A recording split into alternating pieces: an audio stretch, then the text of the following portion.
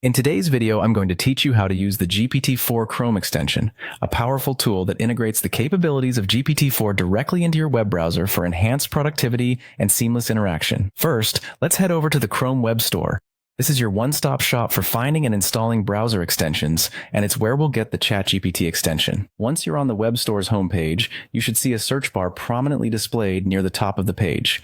Enter ChatGPT extension into that search bar and hit enter.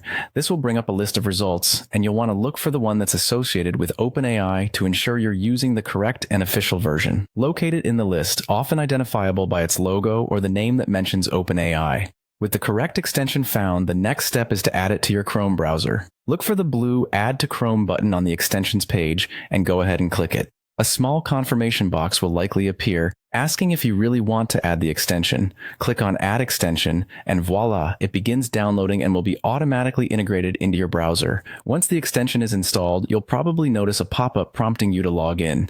This is where you'll need your OpenAI account credentials. Simply enter your login details to sign in, making sure that your account is active and secure for a smooth experience.